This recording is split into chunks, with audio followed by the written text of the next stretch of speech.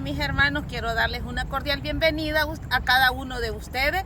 Decirle que se sienta bien seguro en Jesús, sienta un abrazo fuerte de Jesús, que no nos sintamos solos, que no nos sintamos tristes. Jesús está con nosotros y siéntase feliz. Un feliz sábado y bendiciones a cada uno.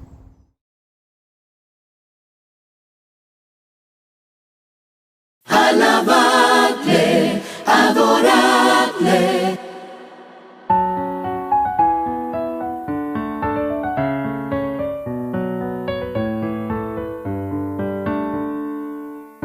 Cantad a Jehová, servid a Jehová con alegría. Venid ante él y reconoced que él es Dios. Entrad con sus puertas con acción de gracias, porque siempre bueno es Dios. Alabadle, adoradle, hoy mi ofrenda le doy al quien todo me dio. Reconozco, Dios es bueno, hoy me rindo completo a su amor. Entrad en sus atrios con alabanza y regocijo.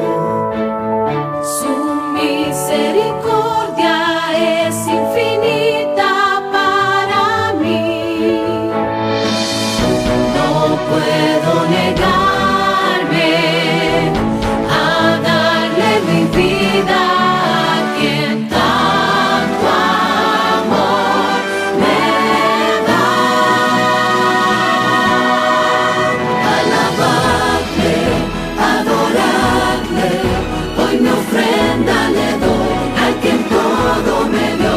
Reconozco, Dios es bueno, hoy me rindo completo a su amor. Dios es fiel por todas las generaciones.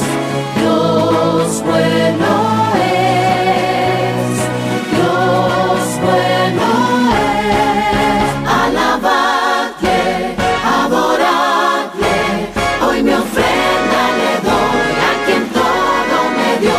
Reconozco, Dios es bueno, hoy me rindo completo. Alabadle, adoradle, hoy mi ofrenda le doy a quien todo me dio. Reconozco, Dios es bueno, hoy me rindo completo, me rindo completo, me rindo completo a su amor.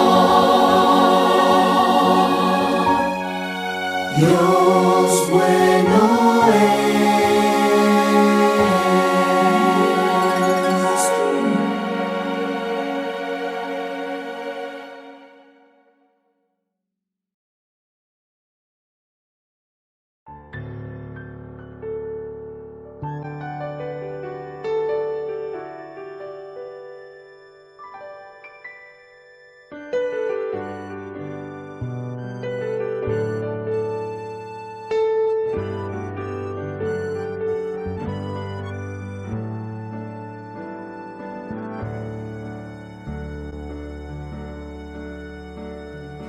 Nos veremos junto al río, cuyas aguas cristalinas fluyen puras argentinas desde el trono de nuestro Dios. Oh, si nos congregaremos en la ribera hermosa del río, cuyas aguas vivas divagan del trono de nuestro Dios. En las márgenes del río, todos los serafines van.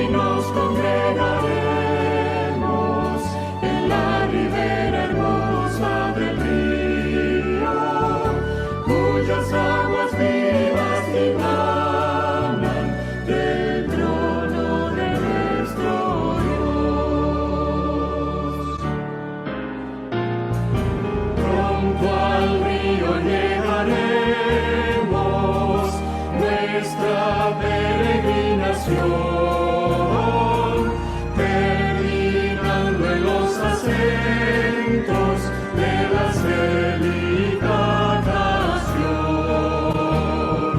Oh, si nos congregaremos en la ribera hermosa del río, cuyas aguas vivas divagan el trono de nuestro Dios.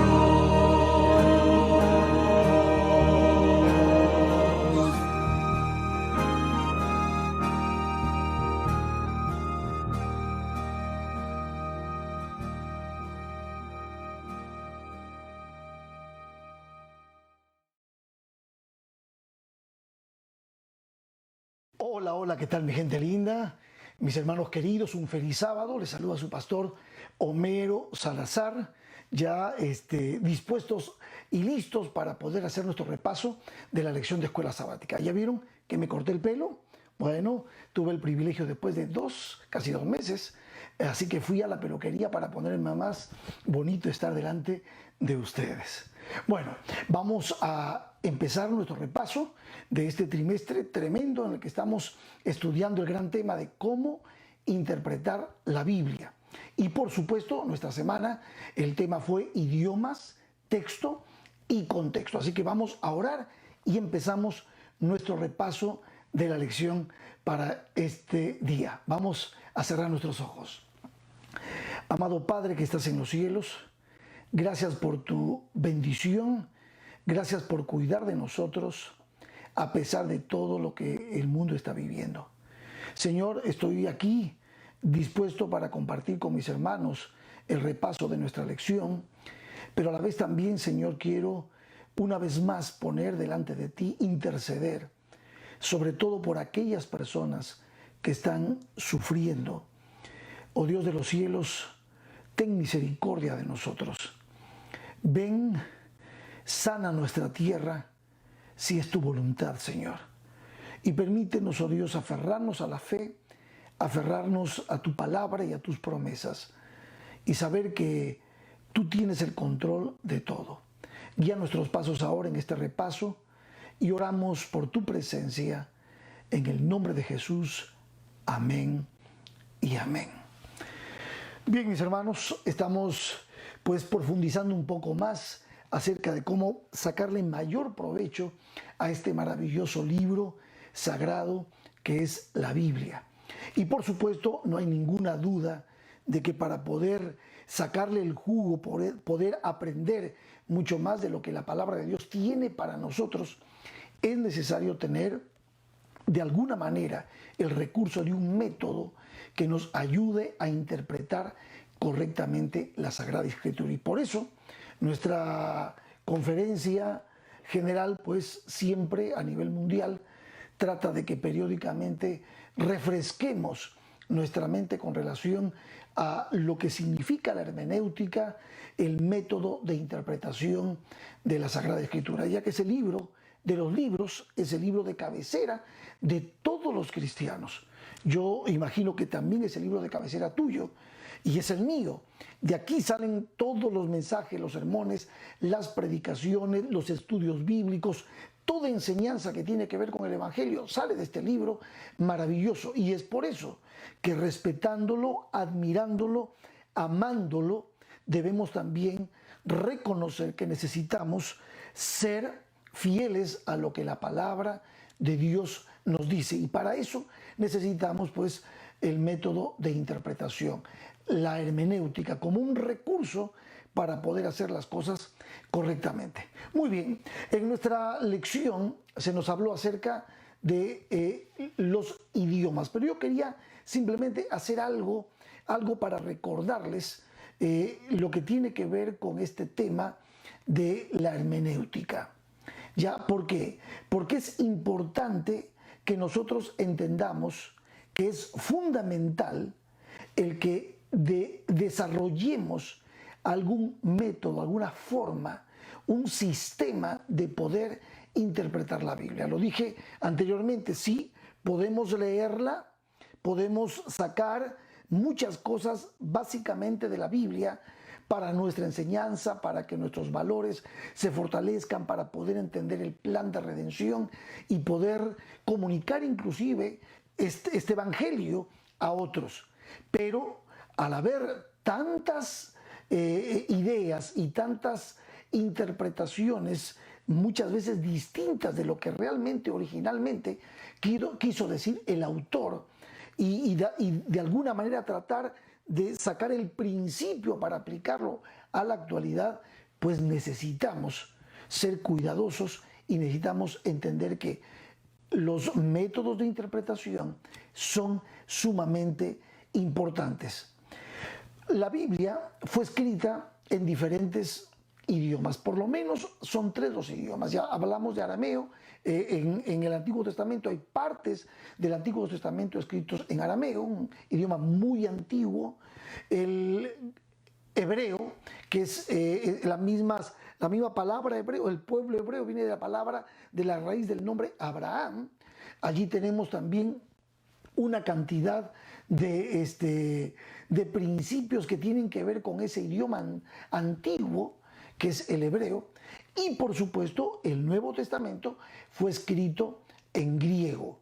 Y ya en algún momento yo les mostré un poquito la Biblia en hebreo, la Biblia en griego, y sin duda alguna pues hay que tener la paciencia y el tiempo para poder estudiar esos idiomas. Y a algunos nos cuesta tanto el inglés a veces, pero gracias a Dios tenemos hoy muchos recursos.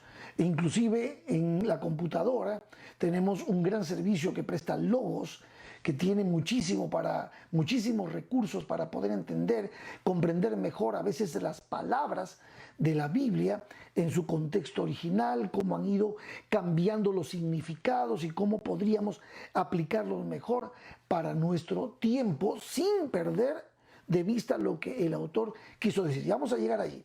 Pero entonces, nuestra lección nos mostraba que no solamente estos 3 idiomas, arameo, hebreo y griego, sino que también la Biblia, gracias al poder de las traducciones y a la bendición de la imprenta, la Biblia fue siendo traducida a muchísimos idiomas. Obviamente nos encontramos con ahí algunos problemas en el proceso de interpretación. Muchas veces en los que necesitamos, al traducir una palabra a otro idioma, necesitamos conocer un poco más cómo hacerlo de tal manera que se pueda traducir correctamente. Yo estoy acordándome ahora, por ejemplo, la Biblia traducida al guaraní. Yo trabajé unos 14 años entre el pueblo guaraní en Paraguay, 14 años, allí empecé mi ministerio, y yo recuerdo el idioma guaraní es un idioma precioso, muy dulce, y recuerdo que alguna vez escuché a un pastor que hablaba perfectamente el guaraní porque era de allá, y allí se habla mucho el guaraní más que el español, aunque el español es un idioma importante, pero el pueblo guaraní tiene una cantidad de palabras interesantísimas. Por ejemplo, ñandeyara tapenderobasá. Yo me acuerdo, ñandé significa nuestro, yara significa dueño, ¿ya? Y las otras palabras significa que nuestro dueño te bendiga. Pero yo decía, ¿pero por qué ñandeyara? Resulta que el nombre que se encontró en el idioma guaraní para Dios, para expresar el nombre de nuestra divinidad, para expresar lo que nosotros usamos en español como Dios, ellos, la palabra que usan es ñandeyara. Ñandeyara, sí, sabemos, hablamos de Jesús, hablamos del Espíritu Santo, hablamos de Jehová, pero ellos para decirle a Dios, Dios como nosotros le decimos en español, ellos usan esa palabra, ñandeyara, que significa nuestro dueño. Ñande, nuestro, yara, dueño. Me pareció interesantísimo. Bueno, así los traductores, los intérpretes, los que han traducido la escritura, han tenido a cada idioma, le han tenido que buscar las palabras que puedan expresar lo que realmente el texto bíblico quiso expresar. En nuestro informe, en la lección de escuela sabática de esta semana, nos decía que 6.000 idiomas existen en el mundo, idiomas, dialectos, variaciones, pero 6.000. Y la Biblia completa ha sido traducida a 636 de esos idiomas. Imagínense cuánto falta, y hay todavía, según nuestra lección, faltan descubrir muchísimos más idiomas. Gracias a Dios el Nuevo Testamento fue traducido por lo menos a 3.233 idiomas. Hay muchas personas que están leyendo el Nuevo Testamento. El informe que nos dio nuestra lección es que el 95% de la población mundial puede, por lo menos hoy, gracias al trabajo que han hecho las Sociedades Bíblicas Unidas, pueden leer por lo menos el Nuevo Testamento en su propio idioma. Así es que se calcula que 1.500 millones de personas no cuentan con la palabra de Dios. Ahí yo me remonto un poco a Romanos. Ya, ¿cómo creerán si no han oído, si no han leído? Y ahí está nuestra misión. Aún así, habiendo tanto acceso a la Biblia, inclusive en nuestros celulares nosotros tenemos versiones maravillosas de la Biblia y los podemos tener a disposición nuestra. ¿Cuánta gente no lee la Escritura? Y ahí está nuestra misión. La misión nuestra es compartir la palabra de Dios, compartir este mensaje con muchas personas que aún teniendo acceso a la palabra no la leen. No sé si la gente ahora lo que más hace es ver cosas con movimiento, se aburren en la lectura. Tal vez habría que empezar a enseñar cómo disfrutar realmente de la lectura. Pero tenemos nosotros la gran ventaja de que se ha avanzado muchísimo y sociedades bíblicas nos permiten a nosotros poder tener a la mano Biblias. En mi ministerio, aquí como evangelista en la conferencia, yo soy un convencido de que la mayor bendición para nuestras iglesias es poder proveerles Biblias y lecciones bíblicas para que cada persona, cada hogar pueda tener una Biblia y de esa manera, y en su idioma, obviamente inglés, español, en el idioma francés, portugués, que puedan conocer a través de ella este maravilloso plan de redención. Muy bien, también la lección esta semana nos habló acerca de cómo entender la Escritura. Nos dio algunos consejos de cómo hacer para entender la Escritura. Definitivamente la Biblia tiene, como ya lo habíamos mencionado antes, un tema principal, una unidad en un tema principal. Es el plan de redención. Dios queriendo redimir. Y esta es la carta de Dios con esta buena noticia. Por lo tanto, entonces, la Escritura la tenemos que ver desde la cosmovisión del plan de redención, desde la cosmovisión de la esperanza, desde la cosmovisión de la buena noticia que la Escritura trae para nosotros. Y aunque no podemos entender el griego, el hebreo o el arameo, los idiomas originales, gracias a Dios tenemos recursos que nos ayudan a entender la Biblia de una manera mucho más sencilla y práctica para nuestra vida. Segunda Timoteo 3, 16 y 17 nos hace recordar lo que ya habíamos nosotros estudiado durante esta semana y dice la palabra de Dios. Voy a leer solamente el verso 16. Pues toda la Escritura es inspirada por Dios y útil para enseñar, o sea, nos guía, nos orienta, para redarguir, o sea, nos permite, nos da herramientas para defender la verdad, para corregir, de alguna manera sus valores absolutos nos van orientando para poder vivir vidas felices y para instruir en justicia. O sea, todo lo que hay en la Biblia es verdadero. ¿Cuál es el objetivo? Verso 17, a fin de que el hombre de Dios sea perfecto, o sea, se logre la plenitud de una madurez espiritual en el discipulado con Dios para poder ser efectivos, eficaces en nuestra obra maravillosa que es la de compartir el Evangelio de Dios para este tiempo, que es un tiempo crucial. El mundo se ha preparado para recibir este mensaje. Bueno, entonces, otro punto que tocó la lección esta semana fue el estudio de la palabra bíblica y su significado. Y aquí es donde entra la hermenéutica. La hermenéutica nos habla de que nosotros debemos saber entender el significado de las palabras en el marco de su contexto próximo, que sería el capítulo, aunque antes no teníamos en la Biblia capítulos ni versículos, simplemente se colocó esto para poder buscar más rápidamente un texto y tener una mejor guía para que nuestra búsqueda sea efectiva. Entonces, el texto dentro de un contexto inmediato, dentro de un contexto general, que es el libro del escritor bíblico. Recuerden que son 66 libros en la Biblia, 39 en el Nuevo Testamento, 39 en el Antiguo Testamento, 27 en el Nuevo Testamento, más de 40 autores. Cada autor escribió y con un objetivo y un propósito. Entonces el texto va a obedecer dentro del marco del propósito de su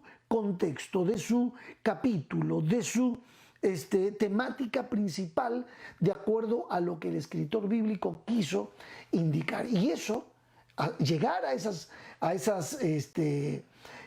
interpretación, a esa comprensión, pues se ha necesitado de todo un proceso llamado hermenéutica. Aquí yo tengo justamente uno de mis libritos, que es como uno de los libros que consulto. Este es un libro muy bueno, de paso se lo recomiendo, ustedes lo pueden comprar. Henry A. Birkler, ya hermenéutica, está en español y tiene cosas muy interesantes. Yo estoy leyendo simultáneamente esto, y muy interesantes, y obviamente con algunas palabras más teológicas, más técnicas, pero que sin duda pueden ayudarte a tener un claro concepto de lo que es la hermenéutica. Entonces, las palabras son sumamente importantes. Aquí, por ejemplo, nos da un ejemplo acerca de la palabra paz en la Biblia. Vamos a estudiar brevemente esta palabra. Números 6, 24 al 26. En Números 6, 24 al 26 dice esta maravillosa bendición sacerdotal. Dice: Jehová te bendiga y te guarde. Jehová haga resplandecer su rostro sobre ti y tenga de ti misericordia. Jehová alce sobre ti su rostro y ponga en ti paz. Aquí la palabra paz en hebreo es la palabra shalom. Shalom, que significa paz. Pero cuando tú vas a buscar el significado de la palabra shalom, la traducción de esta palabra es amplia. Nuestra lección nos menciona esto y dice: esta palabra significa totalidad, integridad y bienestar. Imagínense ustedes, totalidad, integridad y bienestar. Es el contexto de shalom. O sea, que Dios te llene, te complete, que Dios te mantenga íntegro y que Dios te dé bienestar. Los hebreos se saludaban con Shabbat Shalom. Bueno, esta palabra es interesante. La bendición y la gracia de Dios nos mantienen en un estado de shalom. Es un estado, es una condición, que es un regalo de Dios. Entonces, hay significados interesantes. Cuando tú vas a la palabra paz, en griego ya es diferente, se amplía un poco más el concepto, eirene. Se amplía un poco más el concepto y tiene una connotación de orden.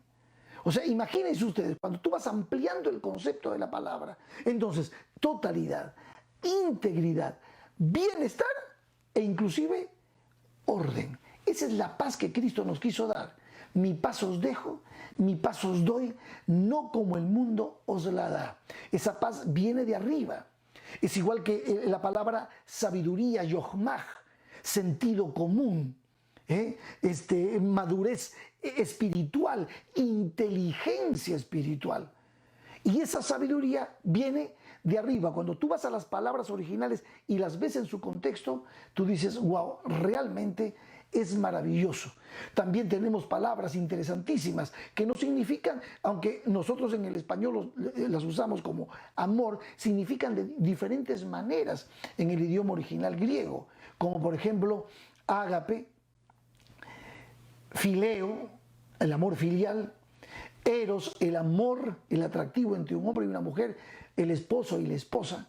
Son diferentes. Entonces, todo eso, cuando tú vas conociendo el significado, va enriqueciendo el mensaje de la Biblia, y a la vez vas respetando lo que originalmente quiso decir el autor. Por eso es muy importante estudiar las palabras. Hoy tenemos muchísimos recursos, diccionarios bíblicos, léxicos bíblicos, concordancias bíblicas que nos ayudan a encontrar, y tenemos en computación, en internet inclusive, el acceso para encontrar el significado. Y a veces es importante ver qué significó esa palabra y cómo fue evolucionando con el tiempo de acuerdo al contexto cultural, y cómo se puede aplicar esa palabra hoy. Es mucho, ¿verdad? Pero a la vez es maravilloso.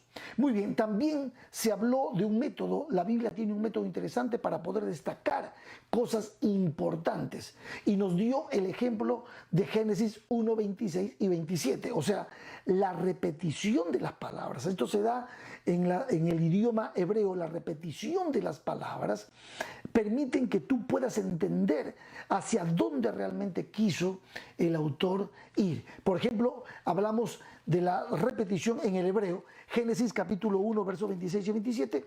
Tú conoces, aquí aparece la palabra bará, crear, varias veces. Mira lo que dice aquí. Dice el verso 26 y 27. Entonces dijo Dios: hagamos al hombre a nuestra imagen, conforme a nuestra semejanza, y señoree en los peces del mar y en las aves de los cielos, en las bestias y en toda la tierra, y en todo animal que se arrastra sobre la tierra. Y creó Dios al hombre a su imagen, a imagen de Dios lo creó, varón y hembra lo creó. Ahí aparecen 3 veces la palabra crear, la palabra bará. Lo que está mostrándonos de esta manera el escritor es que está tratando de enfatizar justamente un atributo de Dios, que en este caso es como que Dios es el creador de la humanidad. Entonces, también nos da un ejemplo en Isaías 6, 1 al 3. Vamos a ir rápidamente a Isaías 6, 1 al 3. Mira cómo repite aquí las palabras, ya que el escritor está tratando de resaltar una cualidad divina. Dice: en el año que murió el rey Usías, vi yo al Señor sentado sobre un trono alto y sublime, y sus faldas llenaban el templo. Por encima de él había serafines, cada uno tenía 6 alas, con 2 cubrían sus rostros, y con 2 cubrían sus pies, y con 2 volaban. Y el uno daba voces diciendo: Santo, Santo, Santo, Jehová de los ejércitos, toda la tierra está llena de su gloria. Aquí vemos entonces la repetición de esta palabra. ¿Qué nos está mostrando? Nos está mostrando uno de los atributos maravillosos de relación de Dios con nosotros: su santidad. Esto que está haciendo la Biblia, que muchas veces lo vemos en diferentes pasajes, nos van mostrando que el autor tenía el objetivo de resaltar cualidades, o resaltar la idea de lo que él quería decirnos a través del pasaje bíblico. Realmente es maravilloso. Dentro del marco de la hermenéutica bíblica, el estudiar estos elementos de la gramática, de la manera como se expresaron los autores originalmente, nos permiten comprender muchísimo mejor el objetivo y el propósito que ellos querían, para que podamos entender las cosas a nuestro alcance. Muy bien, vamos entonces al contexto, texto y contextos. Las palabras es otro punto también de esta semana. Las palabras en la Escritura siempre se dan en un contexto, no están solas. Vamos a utilizar, por ejemplo, el ejemplo de la creación. Fuimos a Génesis capítulo 1, vimos el verso 27, donde vimos que se repitieron 3 palabras. Creó, vará, Dios al hombre a imagen de Dios lo creó, varón y hembra lo creó. Ahora vamos a detenernos en la palabra Adán, que es la palabra hombre. La palabra Adán. Nuestra lección nos muestra que Adán, esta palabra que es en forma genérica tanto para el varón y para la hembra, dentro del contexto de la creación. Ahora, cuando cambiamos, vamos al capítulo 2 y el verso 7, esa misma palabra, Adán sería, se aplica ahora solamente al varón. Noten lo que dice, verso 7. Entonces Jehová Dios formó al hombre del polvo de la tierra y sopló en su nariz aliento de vida, y fue el hombre un ser viviente. Entonces, así como la palabra Adán aparece en un pasaje específico al comienzo para hablar genéricamente en el contexto de la creación, ahora se encuentra en un pasaje específico de este relato de la creación, pero la única diferencia en el énfasis es que en uno es una visión general y en este pasaje se está específicamente hablando de la creación del varón. De paso, Adán, que es el nombre que tenemos del primer hombre de esta tierra. Así, más o menos, la escritura nos va dando pantallazos y la interpretación bíblica va pudiendo ser mucho más efectiva y vamos comprendiendo mucho mejor lo que el Señor nos quiso decir. Tenemos entonces texto, contexto, el inmediato, el objetivo del libro, y entonces tenemos el mensaje específico que el escritor quiso darnos. Normalmente ese mensaje suele venir en grandes unidades en la escritura, que son los que llamamos libros en la Biblia, los libros de la Biblia. Se escribieron con diferentes propósitos y en diferentes ámbitos. Algunos sirvieron como mensajes proféticos, dice nuestra lección, otros eran compilaciones, como los Salmos. Hay libros que son históricos, como Primero y Segunda de Reyes, y hay cartas a varias iglesias, como las que escribió el apóstol Pablo, epístolas con objetivos específicos para personas específicas. Cuando intentamos nosotros comprender el significado y el mensaje de un libro, es importante que conozcamos el autor, el entorno y a quienes se atribuyen los libros de la Biblia. Eso es muy importante. Muchas veces no se encuentra a quién atribuirle tal o cual libro, tal o cual literatura. Y entonces hay diferentes posiciones teológicas, pero en la mayoría de los libros, los eruditos, los teólogos, están de acuerdo con la autoridad y la autoría de ese libro. Por ejemplo, el Pentateuco, conocemos perfectamente que es Moisés quien escribe Génesis, Éxodo, Levítico, Número y Deuteronomios.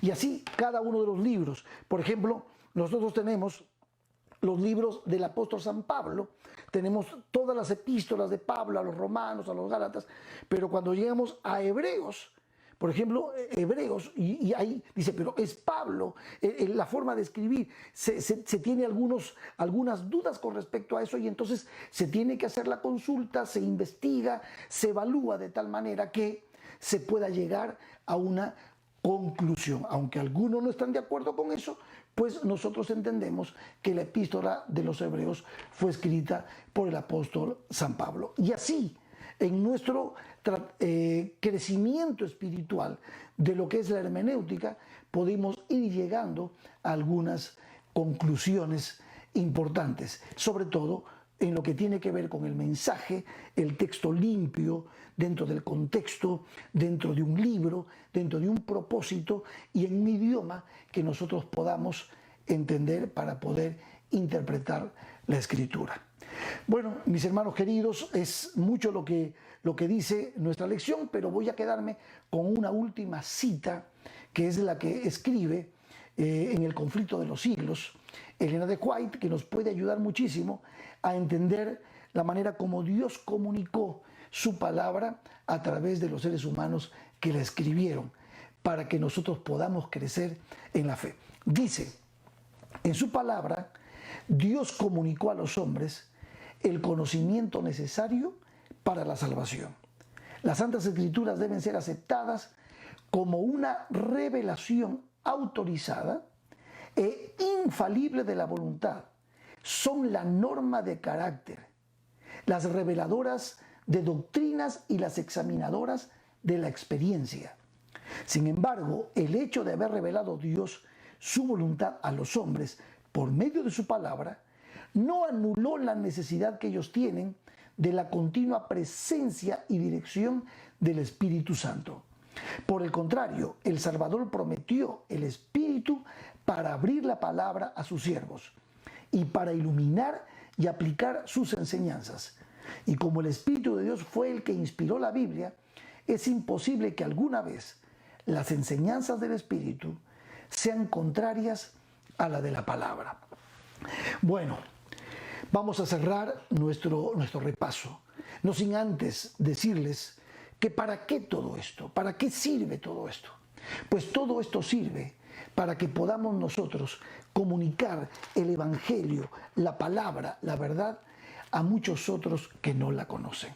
Es verdad, son muchos libros, son 66 libros, es verdad, escritos por diferentes autores, con tópicos diferentes, pero tienen una unidad especial, en un tópico especial, que es el plan de redención. Es la manera como Dios ha hecho para poder redimir a esta raza caída. Aquí en la palabra de Dios tenemos esa carta maravillosa, también profética, con todo lo que sucederá en el cierre de esta historia. Hacemos bien en estudiarla, en entenderla y en echar mano de los recursos que tenemos para poder interpretarla correctamente. Hoy estudiamos entonces, repasamos idiomas, texto, contexto, para que podamos hacer de la palabra de Dios nuestra guía, nuestra luz y nuestra práctica de todos los días. Nos veremos la semana que viene para el repaso de la lección número 8. Aquí nos encontramos. Vamos a terminar con una oración. Bendícenos, Señor, y permítenos, oh Dios, entender, comprender que es importante tratar de buscar el propósito, la razón por la cual el escritor bíblico escribió lo que escribió. Tratar de ser lo más cercano a esto. Sé que hay muchos recursos y que tal vez no todos los puedan utilizar, pero permítenos, Señor, a los que predicamos tu palabra, guiar, orientar y sobre todo, en este maravilloso plan de redención, a cada uno de nuestros hermanos y a cada uno de nuestros amigos a quienes predicamos tu palabra con el fin de que conozcan a Cristo nuestro Señor. Oramos por tu presencia en el nombre de Jesucristo. Amén y amén. Que Dios te bendiga.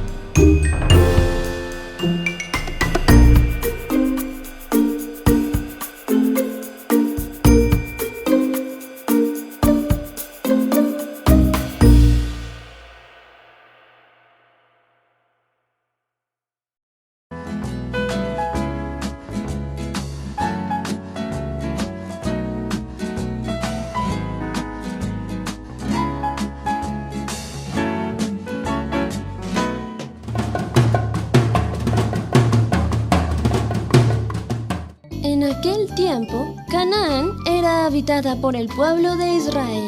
entre los cuales estaba un joven llamado José, que junto a su hermano Benjamín eran los hijos menores de Jacob. José era el favorito de su padre, y por esta razón le regaló una túnica de colores que lo hacían especial, causando así envidia entre sus hermanos.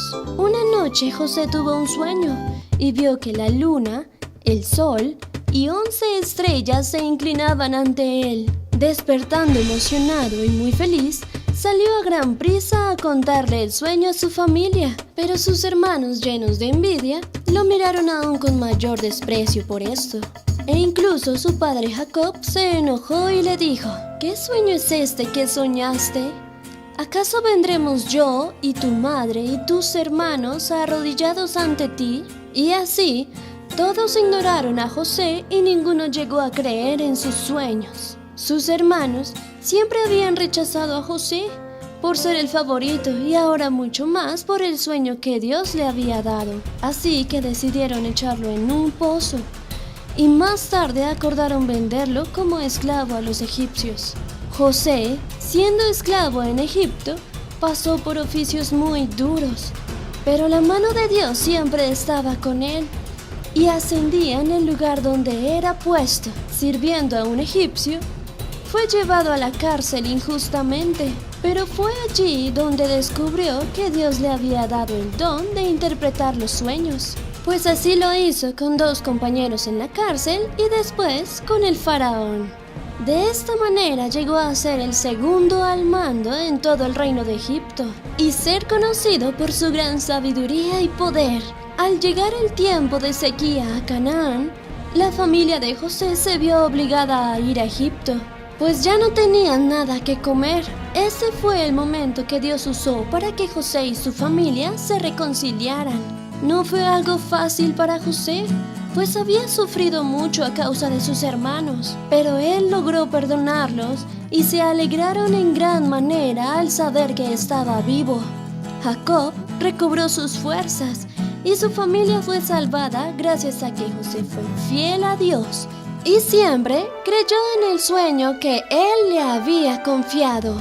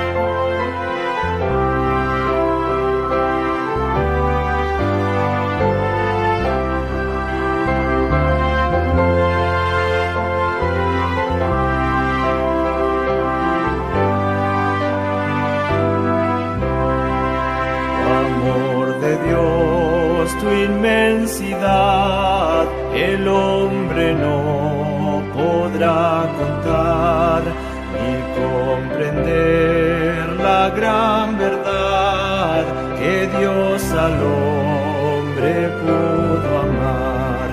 Cuando el pecar entró al hogar de Adán y Eva en Edén, Dios lo sacó, mas prometió un Salvador también. Oh, amor de Dios brotando estás, inmensurable, eternal, por las edades durarás, inagotable raudal. Si fuera tinta todo el mar y todo el cielo un gran papel, y todo hombre un escritor, y cada hoja un pincel, para expresar su gran amor no bastarían jamás. Él me salvó y me lavó y me da el cielo además. Oh, amor de Dios brotando estás, inmensurable, eternal, por las edades durarás, inagotable raudal.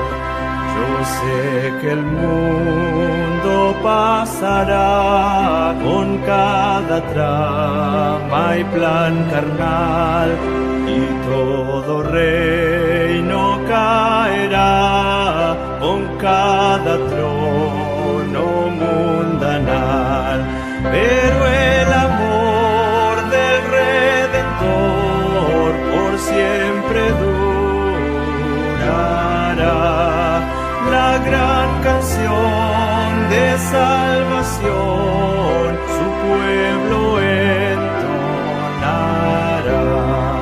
Oh, amor de Dios brotando estás, inmensurable, eternal, por las edades durarás, inagotable raudal.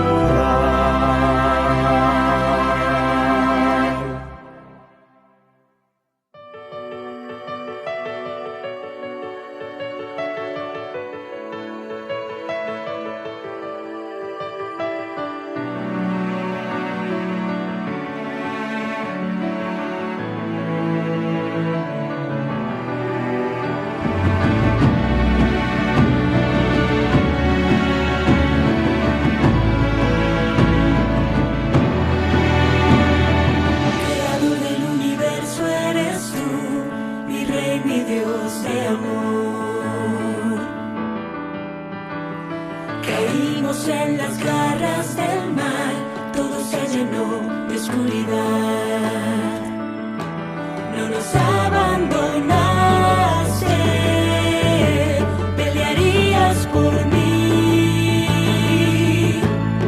Mi vida rescatas una y otra vez, porque tu amor nunca se rinde.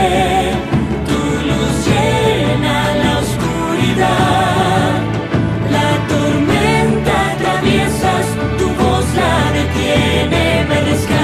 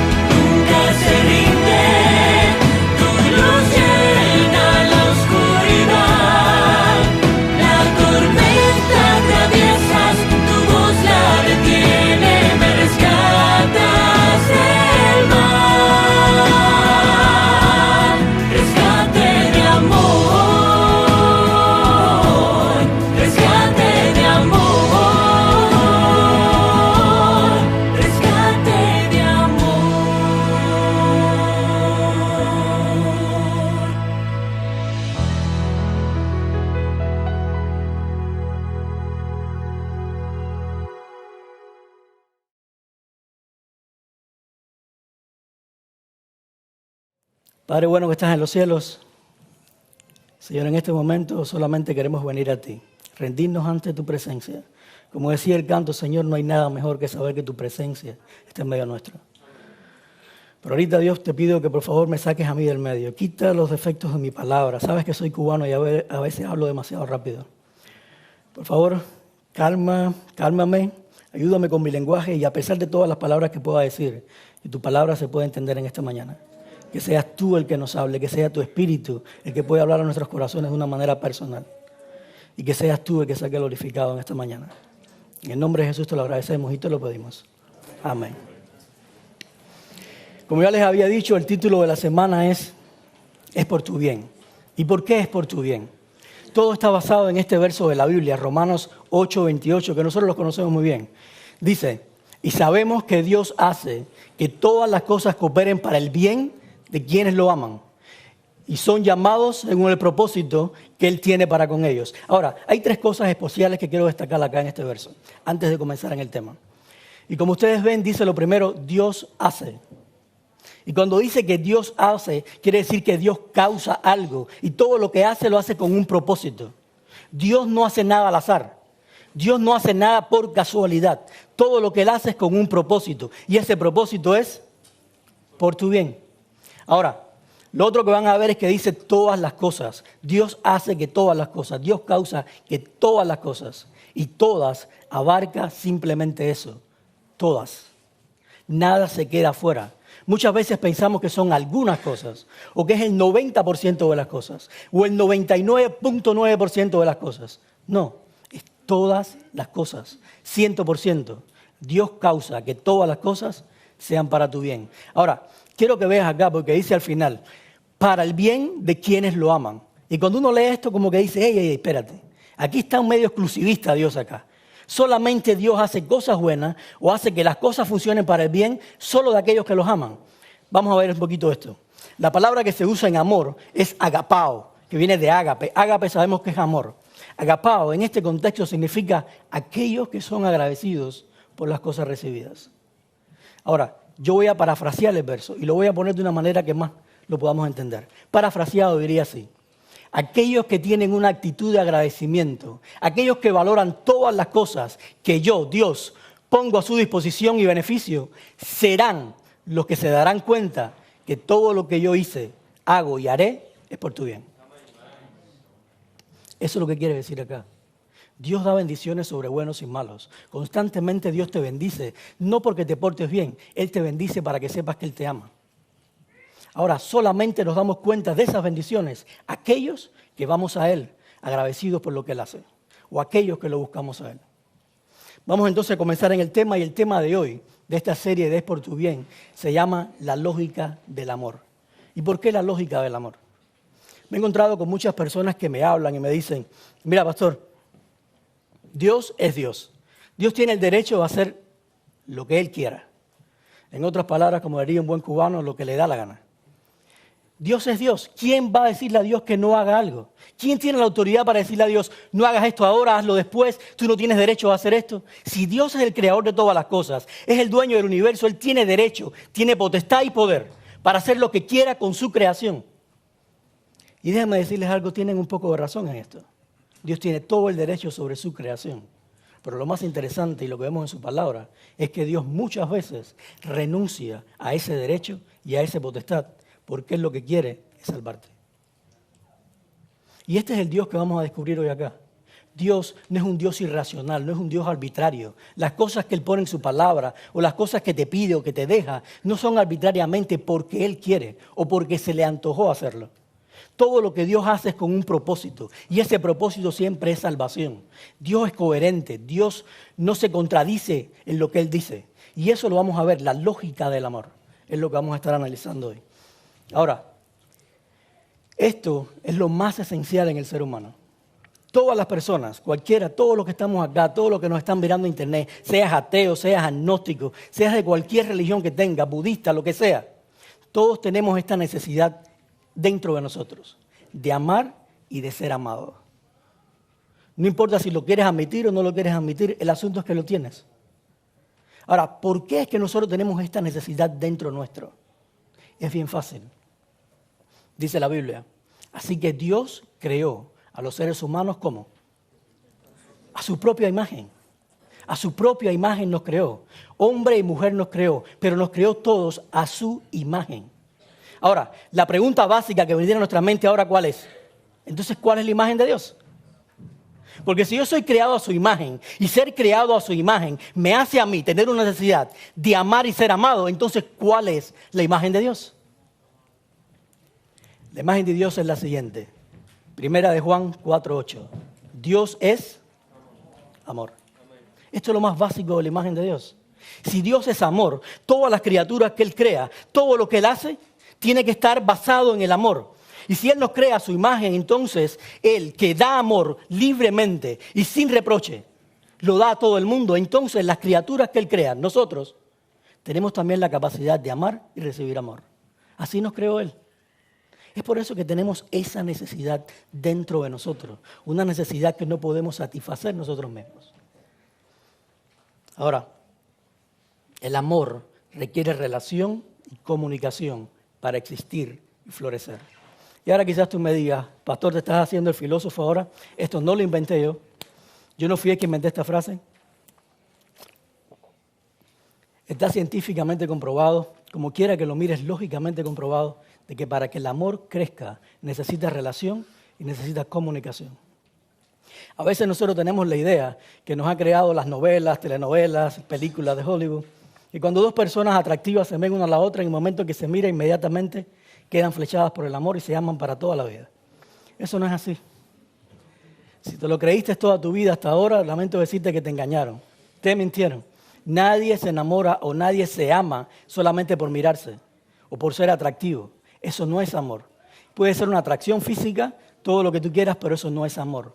El amor necesita relación, necesita comunicación para existir y para crecer. Las dos cosas. Ahora, vamos a analizar un poquito acá. Si Dios es amor y el amor necesita comunicación y relación, eso quiere decir de que Dios es totalmente un ser relacional, ¿sí o no? Y totalmente es un ser que quiere comunicarse con sus criaturas, ¿sí o no? Vamos allá. Dice, ya no los llamo esclavos porque el amo no confía sus asuntos a los esclavos. Ustedes ahora son ¿qué? Mis amigos, porque les he contado todo lo que el Padre me dijo. Ahora, quizás tú digas, ok, ahora Dios nos llama amigos, pero en algún momento fuimos esclavos. Para nada. Nunca Dios nos creó con el propósito de esclavizarnos. Nunca Dios nos creó con el propósito de someternos a Él o a lo que Él quiera hacer arbitrariamente. Dios siempre nos creó con el propósito de relacionarse con nosotros y ser nuestro amigo. Eso es lo que dice su palabra. Lo que por nuestra naturaleza pecadora constantemente tenemos la ideología de que si una persona es superior a mí, si una persona es más grande que yo, entonces esa persona me quiere someter. Por ejemplo, si ustedes van al jefe de su trabajo, ustedes tienen un trabajo, trabajan en cualquier lugar, cualquier trabajo que ustedes quieran tener, y ven al jefe de su trabajo, se sobreentiende que esa persona tiene una autoridad mayor que tú. Es la persona que te dio el trabajo, es la persona que te puede despedir, es la persona que te baja tu salario. Por lo tanto, tú no lo ves como tu amigo, tú lo ves como tu jefe. Y tu jefe solamente te ordena y te dice lo que tienes y no tienes que hacer. ¿Sí o no? Esa es nuestra manera de ver las cosas. Entonces decimos, si Dios es todopoderoso, entonces Dios va a ejercer poder y fuerza en mí para hacer lo que yo quiera. Sin embargo, Dios dice todo lo contrario. Dios dice, a pesar de yo ser el creador del universo, a pesar de yo ser esa figura tan poderosa y tan grande y tan majestuosa, aún así, yo me relaciono contigo y quiero ser tu amigo. Ese es el Dios que presenta la Biblia y es el Dios que muchas veces nosotros no conocemos. A pesar de estar tantos años en la iglesia, a pesar de estar tantos años viniendo acá cada sábado, muchas veces no conocemos a ese Dios, un Dios que quiere ser nuestro amigo. Ahora, ¿cómo es que Dios se da entonces a conocer? Si Dios es relacional, si Dios constantemente quiere comunicarse con nosotros, si Dios quiere que lo conozcamos como amigo, ¿de qué manera Dios entonces se da a conocer? ¿Saben de qué manera Dios se da a conocer? La Biblia lo dice. Toda la Escritura es ¿qué? Y cuando se refiere a escritura, se refiere a la Biblia, lo que nosotros conocemos como Biblia. Todo lo que está acá no es un libro para darte golpes en la cabeza y decirte te portaste mal, como muchas veces lo tenemos visto. Todo lo que está acá, desde Génesis hasta Apocalipsis, todas estas hojas que están en el medio, lo único que están con el objetivo de mostrarte quién es Dios. Punto. ¿Quién es ese Dios que dice que te ama? ¿Quién es ese Dios que te creó a su propia imagen? ¿Quién es ese Dios que quiere satisfacer esa necesidad que puso en ti de amar y ser amado? Eso es todo lo que vas a encontrar en su palabra. Esa es la Biblia. Esas son las Escrituras. Ahora, de lo que abunda el corazón, habla también la boca. Y si lo que está dentro del corazón de Dios es amor, entonces todo lo que sale de sus palabras, ¿qué cosa tienen que ser también? Amor. Y eso es exactamente lo que encontramos acá. Esto se le llama la palabra de Dios. Y yo sé que muchos de ustedes saben esto, pero quizás hay alguna persona que ha venido por primera vez hoy. O quizás hay alguna persona que está conectada con nosotros hoy y no sabe nada acerca de lo que es Dios o acerca de lo que es su palabra. Esto se llama la palabra de Dios. Y la palabra de Dios puede haber sido escrita por muchas personas, diferentes edades, diferentes culturas, diferentes tiempos.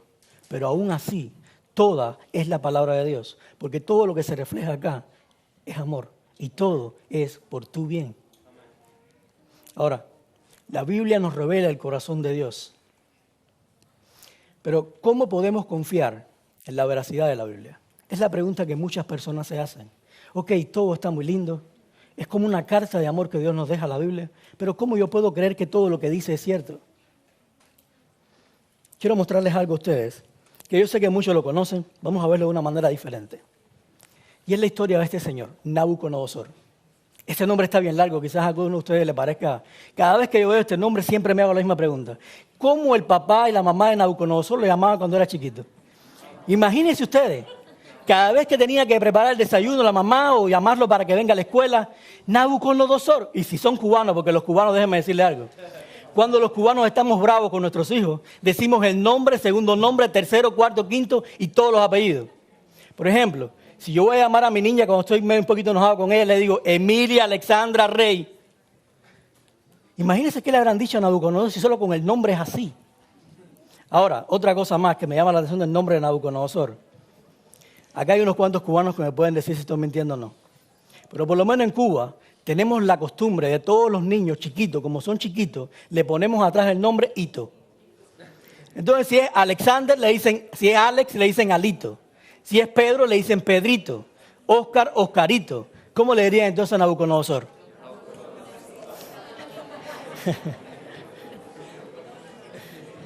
Tal vez Nabito.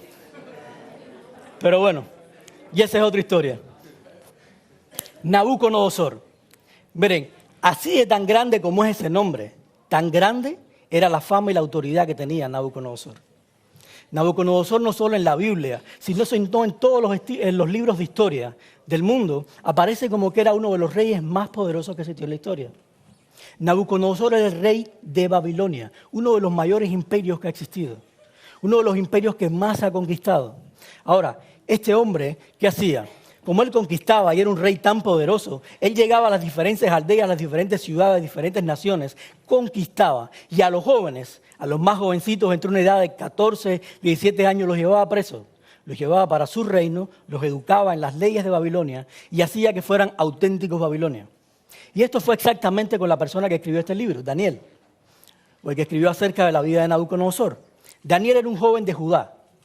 Y cuando era un muchachito jovencito, entre 14 y 17 años, fue cautivo por Nabucodonosor y lo llevó para Babilonia. Ahora, así como también este nombre de grande indicaba el poder que tenía este señor, también indicaba el orgullo que tenía este hombre. Nadie era más orgulloso que Nabucodonosor. Nadie era más prepotente que Nabucodonosor. Era una persona egocéntrica, al punto de que él detestaba que una persona le fuera a la contraria. Tú no podías irle a la contraria a él. Se enojaba de tal manera que era increíble. Te mandaba a cortar la cabeza. Ese era Nabucodonosor. Ahora,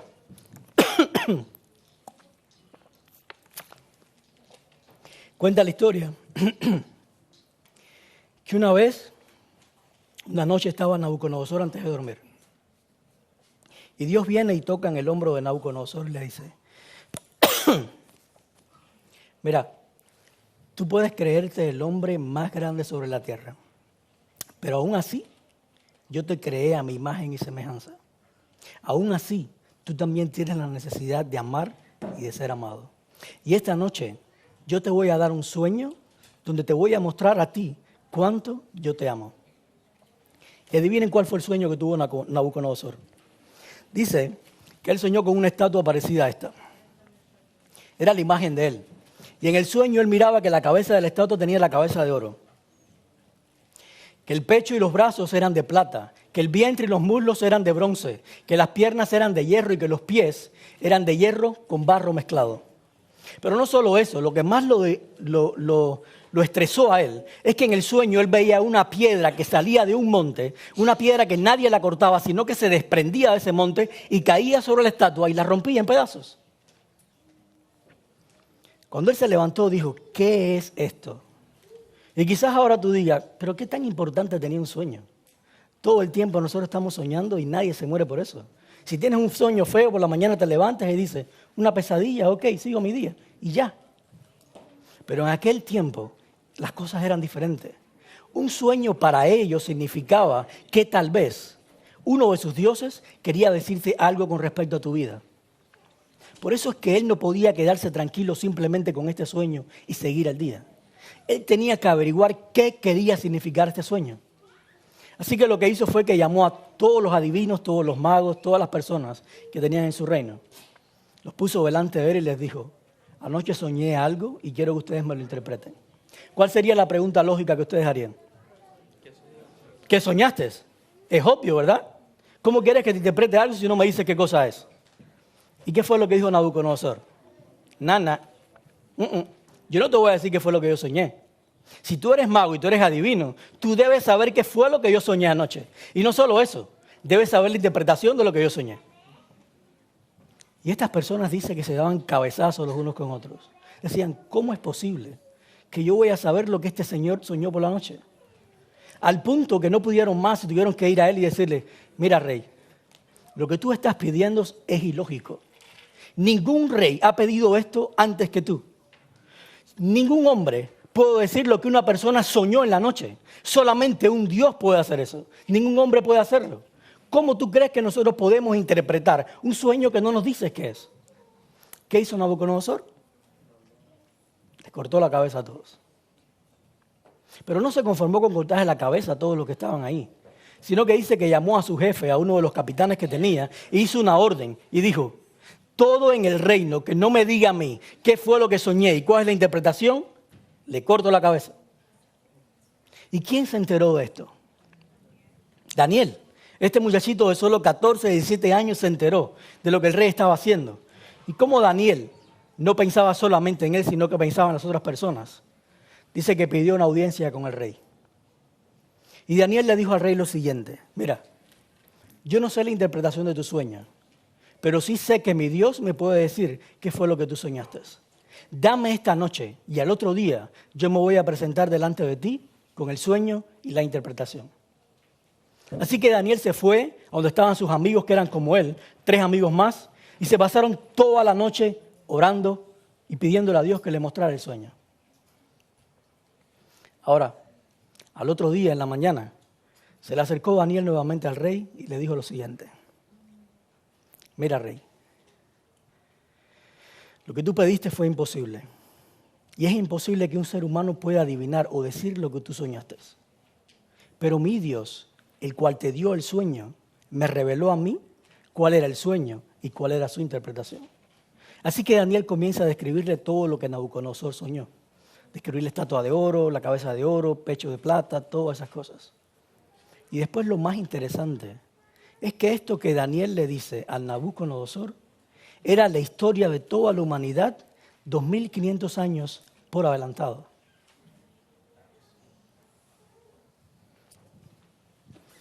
Gracias.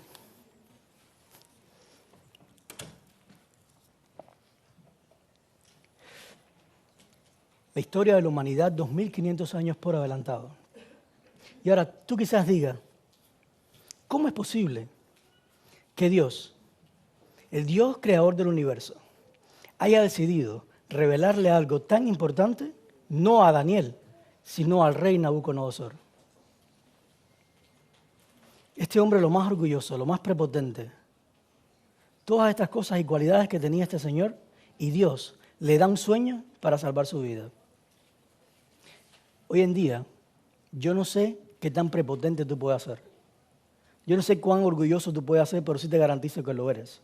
Porque nuestra naturaleza hace que seamos las personas más orgullosas y prepotentes que puede existir sobre la faz de la tierra.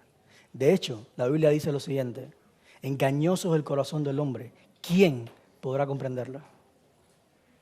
Más engañoso que todas las cosas. Así que déjame decirte algo.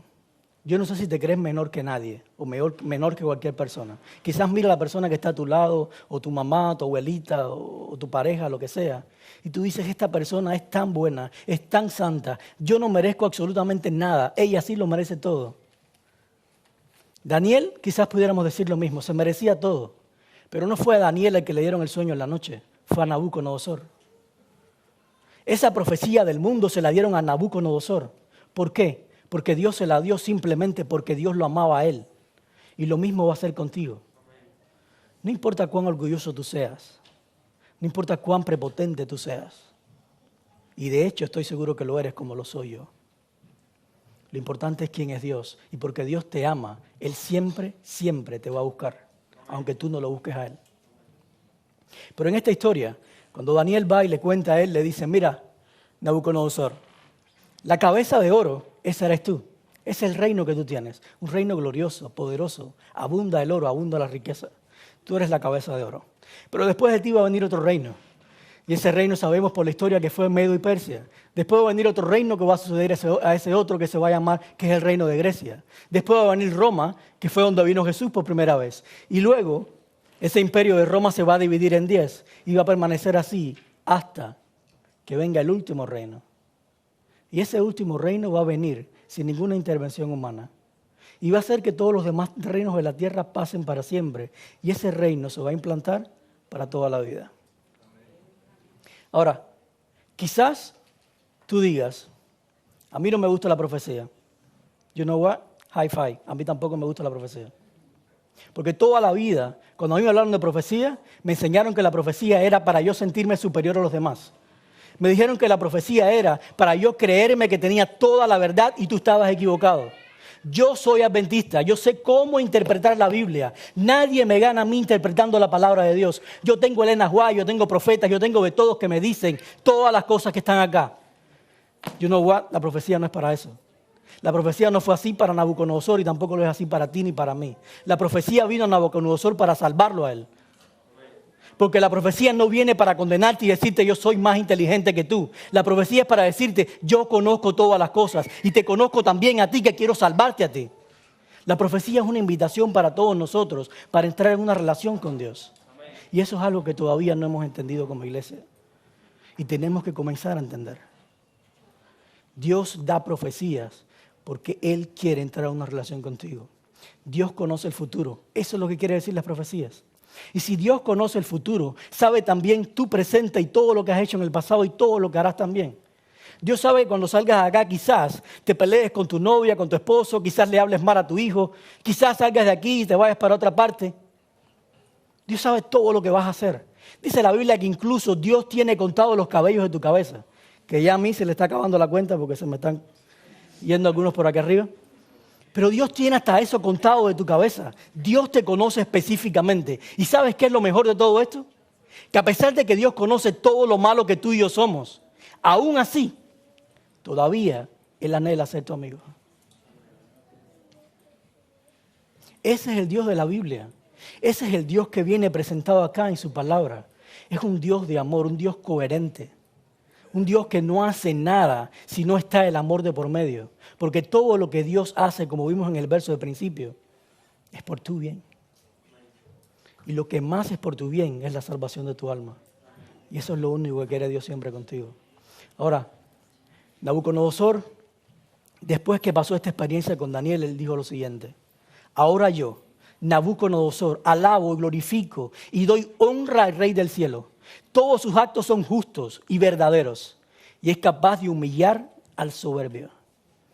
Nabucodonosor supo de que él era la persona más soberbia y egocéntrica que había sobre la faz de la tierra. Y al final no fue solamente por esta estatua de oro que él logró comprender esto de Dios. Pasó muchas cosas en su vida, tuvieron que pasarle. Pero al final de sus días, Nabucodonosor, este hombre que le cortaba la cabeza a cualquiera que se le ponía de frente, terminó siendo amigo de Dios. Y eso nos dice lo que tú y yo podemos terminar siendo en nuestra historia. Todos nosotros podemos terminar nuestros días y comenzar desde ahora a comenzar a ser amigos de Dios. Porque su propósito con crearnos fue exactamente ese, ser amigo nuestro.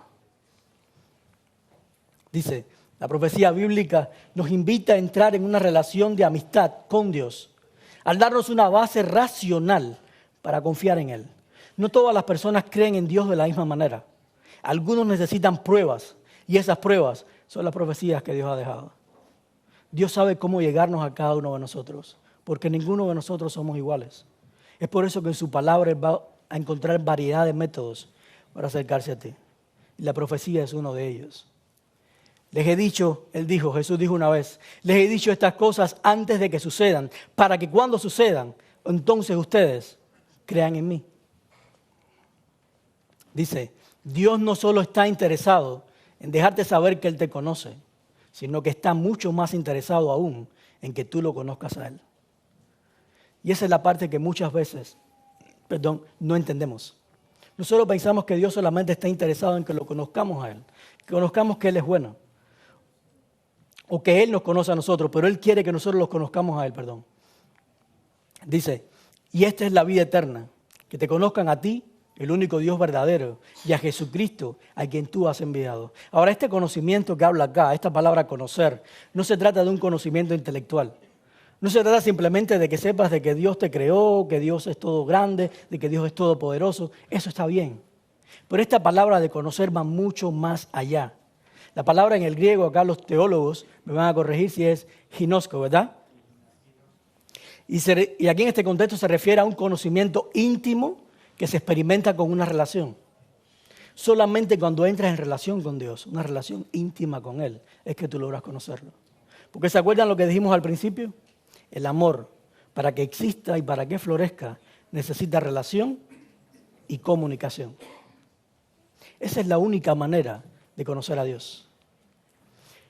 Dice él, yo les he dado a conocer quién eres, diciéndolo a su padre una vez que oró, y decía, y seguiré haciéndolo para que el amor con que tú me has amado esté en ellos y yo mismo esté en ellos.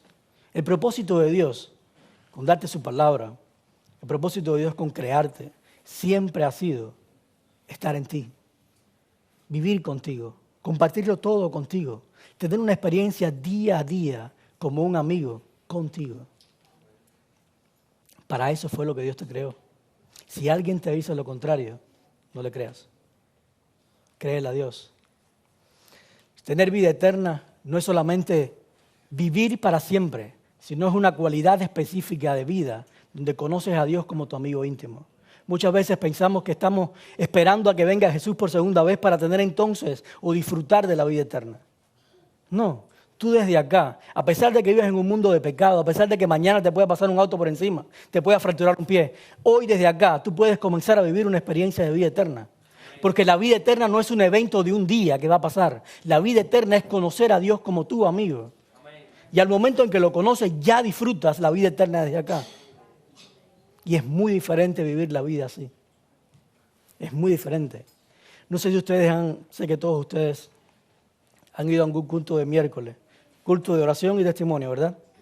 Y a veces en esos cultos de miércoles, ese es el culto de depresión y no testimonio.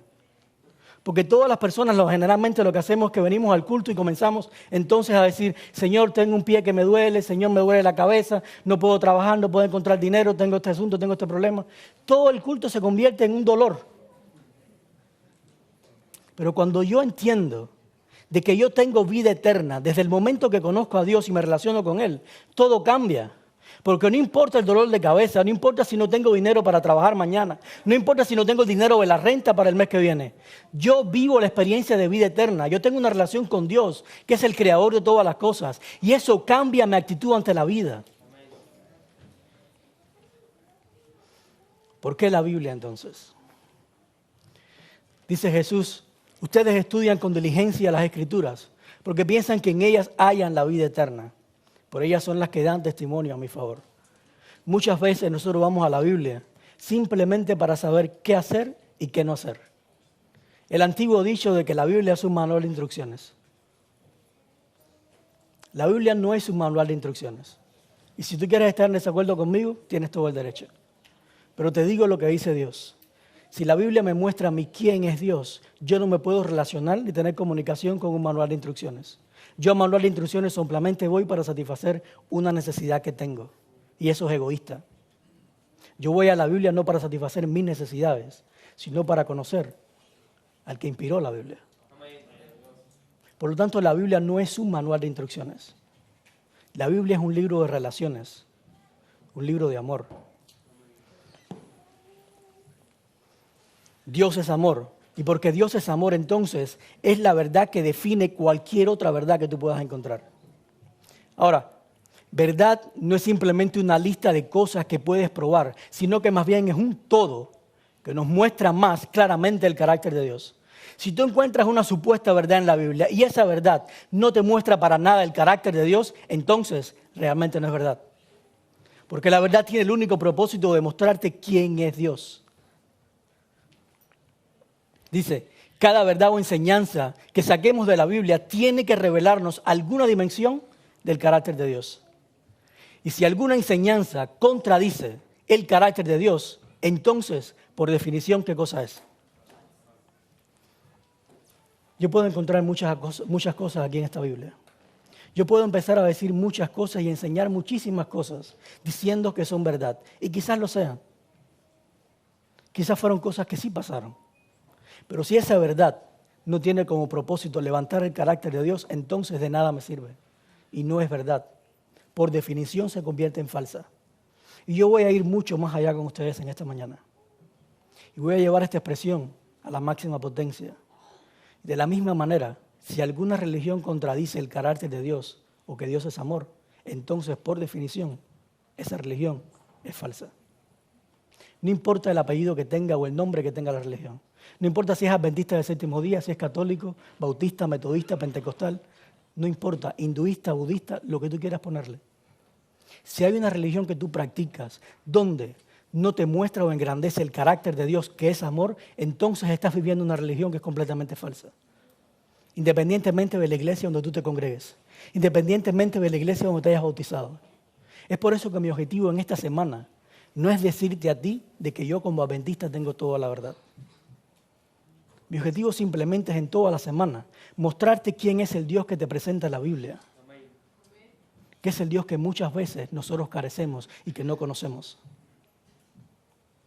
Yo no estoy aquí para cuestionar la verdad que tú tienes o la religión que tú practicas o si tan siquiera eres ateo o piensas que no necesitas a Dios para nada. Yo respeto tu decisión. Y de paso quiero decirle, si hay alguien acá en la congregación o que nos está viendo por internet, que no le interesa conocer a Dios, que nunca ha conocido a Dios, que piensa que Dios no existe, está bien, lo respeto. Pero date la oportunidad por lo menos, dame la oportunidad de por lo menos en estos días mostrarte el Dios que yo conozco. Y tal vez te vas a dar cuenta de que el Dios que yo conozco es bien diferente al Dios que te enseñaron a ti. Porque el Dios de la Biblia muchas veces no es el Dios que nosotros generalmente conocemos. Si tú practicas una religión que no engrandece el nombre de Dios, esa religión es falsa. Conclusión. Tú fuiste creado para algo mucho mayor y mucho mejor. Tú quizás estás acá, eres estudiantes, trabajas. Casi todos los que estamos acá somos inmigrantes y vivimos aquí a este país cumpliendo nuestro sueño americano. Nos pasamos la vida entera estudiando para ser alguien en la vida, trabajando, matándonos full time, overtime, part time, todos los time. Porque queremos lograr tener algo que no tuvimos en nuestros países. Yo te digo algo, tú fuiste creado con un propósito mucho mayor que reventarte el lomo trabajando. Tú fuiste creado con un propósito mucho mayor que simplemente alimentar a tu familia, que lograr tener un título colgado en la pared. Tú fuiste creado con el propósito de reflejar la imagen de tu Creador. Fuiste con el propósito de suplir esa necesidad que está en ti, de ser amado y de amar. Y la única manera que tú puedes suplir esa necesidad es si tú dependes de Dios. Es si vas a aquel que te creó de esa manera, para que te enseñe y Él a través de ti, Él pueda amar y dejarse amar. Yo no sé si te pasa lo mismo que me pasaba a mí, pero yo soy una persona que cuando leo un libro, si es de historia, mucho mejor. A veces estoy leyendo libros que me mandan a leer a la universidad y me quedo completamente dormido. No puedo leer un solo párrafo y ya los ojos se me cierran inmediatamente. Y cuando yo comencé a entrar a la iglesia, yo decía, alabado, ¿tengo que leer la Biblia? ¿Realmente es importante que lea la Biblia para relacionarme con Dios? Y comenzaba a leer la Biblia y no pasaba un solo verso. Decía, voy a comenzar por Génesis, el año bíblico. Y cuando comenzaba por Génesis, apenas pasaba la creación y comenzaba a leer una lista de nombres, ya.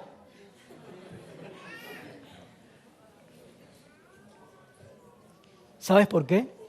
Porque yo veía la Biblia como un libro de historia. Un libro que va a traer información a mi vida. Pero la Biblia es más que un libro de historia. Es más que un libro de información. De hecho, el propósito fundamental de la Biblia, como lo hemos estado viendo, es conocer a Dios. Y cuando yo voy a la Biblia y comencé a ir a la Biblia buscando conocer a esa persona que me creó, a esa persona que quiere ser mi amigo, a esa persona que quiere tener intimidad conmigo, entonces fue diferente. Ya yo no podía dormirme, porque cada cosa que yo encontraba era algo que me revelaba más acerca de ese Dios. Mi reto para ti en esta mañana: cambia la perspectiva que tienes en cuanto a Dios. Déjate influenciar por lo que Él dice en su palabra. Cada vez que la abras, no importa lo que leas, si son nombres, genealogías, accidentes, incidentes, lo que sea que leas, busca a Dios, porque todo lo que está acá te tiene que mostrar un aspecto del carácter de Dios. Cuando David entendió eso, él dijo lo siguiente: me alegro en tu palabra como alguien que descubre un gran tesoro. Porque realmente ahí está el tesoro de conocer a Dios, a tu Creador.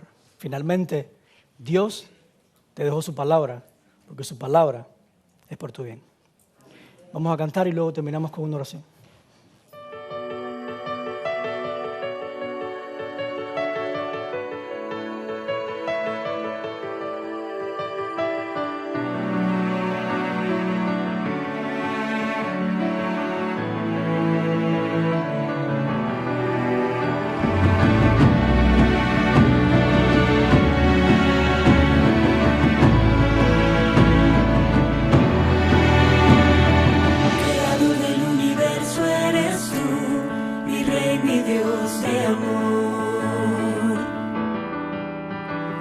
Caímos en las garras del mar, todo se llenó de oscuridad.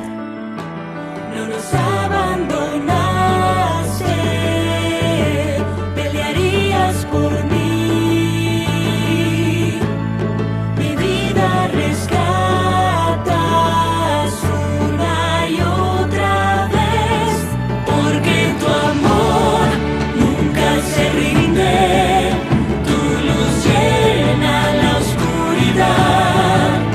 La tormenta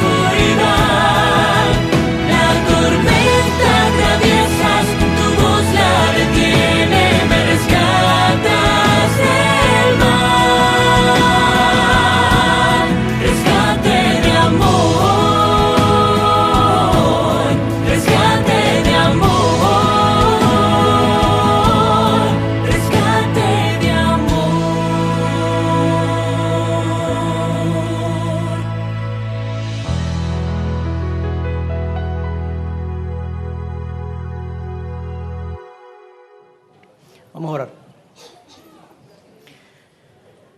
Padre bueno que estás en los cielos. Señor, en nuestra vida, cuando estamos contigo, Señor, y cuando vemos lo grandioso que eres, nos damos cuenta de que en nuestra vida todas las cosas fueron hechas para que vayan bien. Porque cuando tú nos creaste, Señor, nos hiciste a tu imagen. Nos hiciste para reflejar ese amor que tú eres por naturaleza.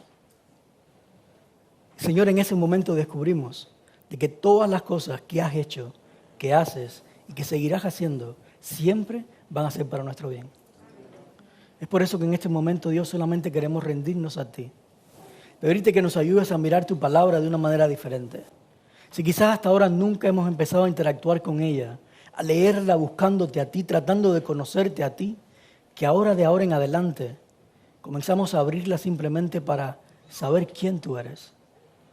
Que abras nuestras mentes y por favor ayúdanos a romper esas barreras que tenemos de un Dios tradicional, un Dios que nos han enseñado y comencemos a experimentar quién es el verdadero Dios.